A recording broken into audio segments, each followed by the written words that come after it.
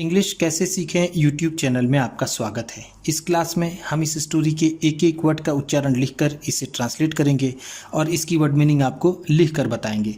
लिखने से वो वर्ड मीनिंग आपके दिमाग में ज़्यादा समय तक रहेगी और साथ में हम आपको ग्रामर से जुड़ी, टेंस से जुड़ी छोटी छोटी बातें भी बताएंगे, जिससे आपको इंग्लिश लिखना, पढ़ना, बोलना और समझना और अच्छे से आने लगेगा। मेरी क्लासेस में इस तरह के वर्ड्स, इस तरह के सेंटेंसेस होते हैं जिसको हम डेली बोलने में यूज़ करते हैं और वो हमें आसानी से भी याद हो जाते हैं। अगर आप मेरी लगातार वीडियोस देखेंगे तो आपको धीरे धीरे इंग्लिश लिखना, पढ़ना, बोलना और समझना अच्छे से आने लगेगा। इसी के साथ आप कर दीजिए इस वीडियो को लाइक और मैं करता हूँ शुरू। इंग्लिश रीडिंग, क्योंकि ये वीडियो ट्रांसलेशन के साथ साथ रीडिंग की भी है। Education teaches us, education teaches us, शिक्षा हमें सिखाती है।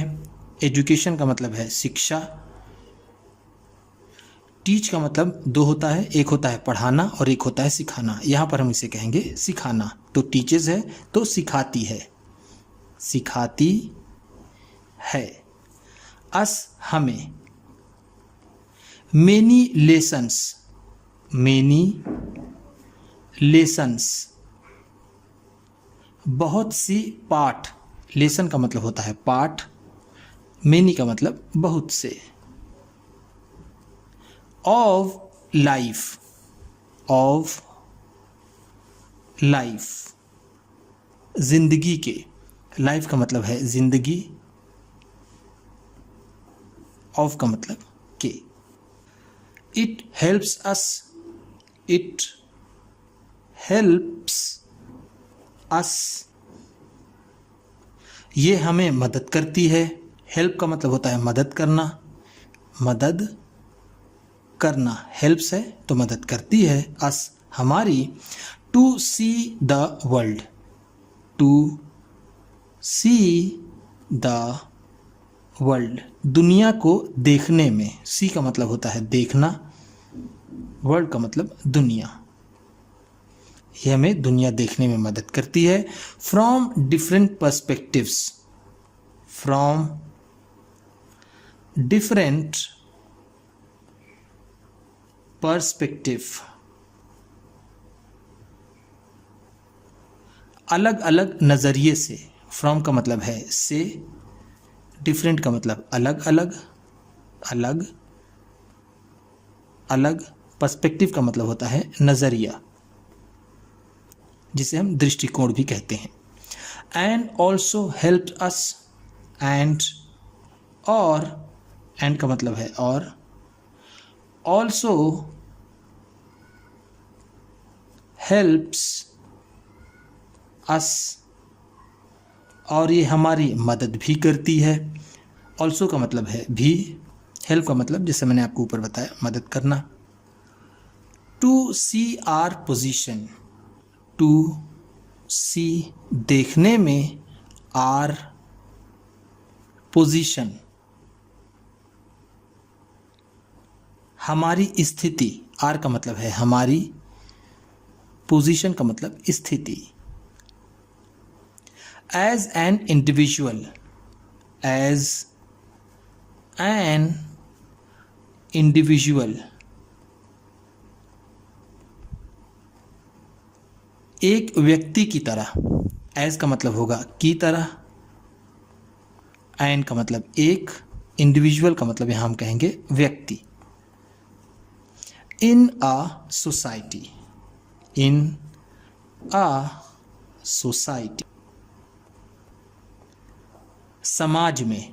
सोसाइटी का मतलब है समाज, इन का मतलब में। As a citizen, as a citizen, एक नागरिक की तरह। सिटीजन का मतलब होता है नागरिक, एज का मतलब मैंने आपको ऊपर बताया की तरह। Of a nation, of a nation, एक देश के। नेशन का मतलब ऐसे होता है राष्ट्र, लेकिन हम इसे यहाँ पर देश कहेंगे, जिसका मतलब कंट्री भी होता है। एक देश के नागरिक की तरह, and as a human being, and और एज अ ह्यूमन बीइंग, और एक मानव की तरह, ऑन अर्थ, धरती पर। अर्थ का मतलब है धरती, ऑन का मतलब पर, ह्यूमन बीइंग का मतलब है मानव। ये हमें एक धरती पर मानव की भी तरह देखने का एक दृष्टिकोण देती है, हम ऐसे इसे कह सकते हैं। It brings out, it brings out, ये बाहर निकालती है। ब्रिंग्स का मतलब होता है लाना या फिर निकालना। आउट का मतलब बाहर, ये बाहर निकालती है। द हिडन क्वालिटीज, छिपे हुए गुणों को। हिडन का मतलब होगा छिपा हुआ, छिपा हुआ। क्वालिटीज का मतलब गुण या फिर जिसे हम विशेषता कहते हैं। Of the human being, of the human being, मानव के। ह्यूमन बीइंग का मतलब जैसा मैंने आपको ऊपर बताया मानव, ऑफ का मतलब के, एंड और रिप्रेजेंट्स इट, रिप्रेजेंट्स इट, और ये इसे प्रस्तुत करती है। रिप्रेजेंट का मतलब होता है प्रस्तुत करना, प्रस्तुत करना या फिर सामने लाना। इन a unique way, in a unique way, एक अद्वितीय तरीके से। यूनिक का मतलब होगा अद्वितीय, जो सिर्फ एक हो उसे अद्वितीय कहते हैं। It helps to become, it helps, यह मदद करती है। टू बिकम, बनने में। बिकम का मतलब होता है बनना।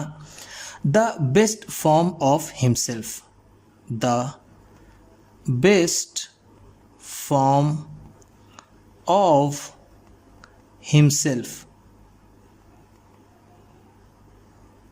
अपने सबसे अच्छे रूप को। बेस्ट फॉर्म का मतलब होगा सबसे अच्छा रूप, सबसे अच्छा रूप। हिमसेल्फ का मतलब मानव के लिए है, यहाँ पर ये मानव के सबसे अच्छे रूप को प्राप्त करने में मदद करती है, हम इसे ऐसा कह सकते हैं। ओनली अ स्कूल एजुकेशन, ओनली अ स्कूल एजुकेशन, सिर्फ स्कूली शिक्षा ही।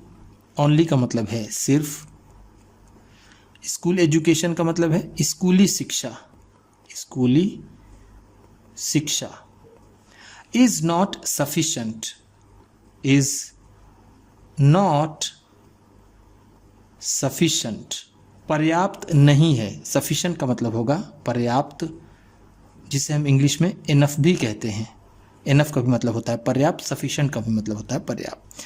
टू आइडेंटिफाई, आइडेंटिफाई,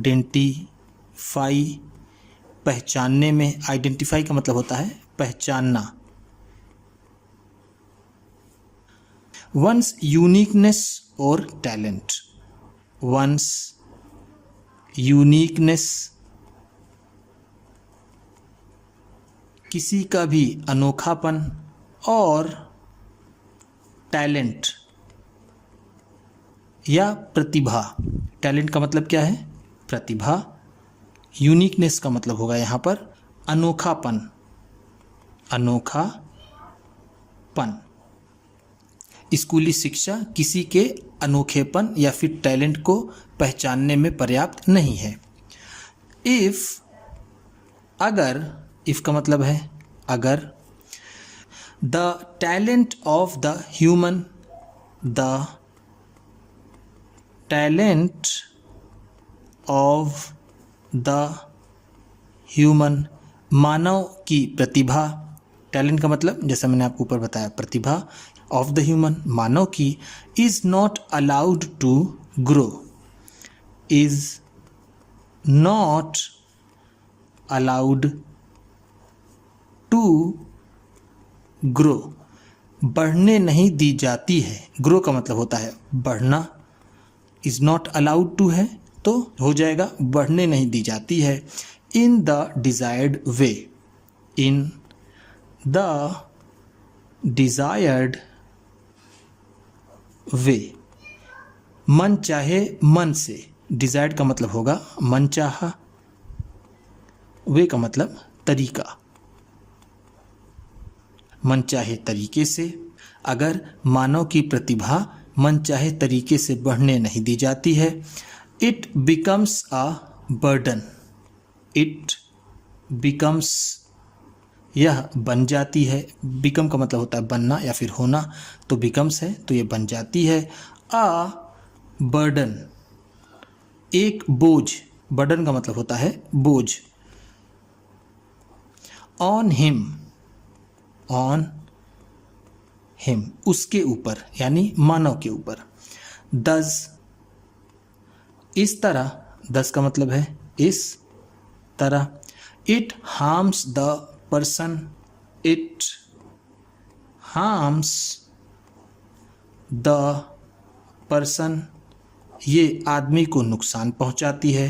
हार्म का मतलब होता है नुकसान पहुंचाना, नुकसान पहुंचाना। हार्म्स है तो नुकसान पहुंचाती है, पर्सन का मतलब आदमी, आदमी को। एंड और सोसाइटी, और समाज को, सोसाइटी का मतलब समाज। As a whole, as a whole, कुल मिलाकर, एज अ होल का मतलब होगा कुल मिलाकर, कुल मिलाकर ये समाज को भी नुकसान पहुंचाती है। Education is the best medium, education is the best medium, शिक्षा ही सबसे अच्छा माध्यम है। मीडियम का मतलब है माध्यम, बेस्ट का मतलब सबसे अच्छा। टू अचीव, टू अचीव, प्राप्त करने का। अचीव का मतलब होता है प्राप्त करना, प्राप्त करना। One's inner potential, one's inner potential,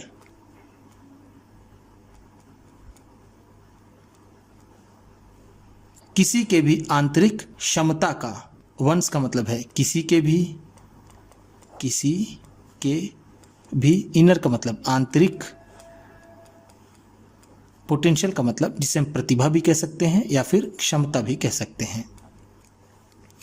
with the help of education, with the help of education, शिक्षा की मदद से।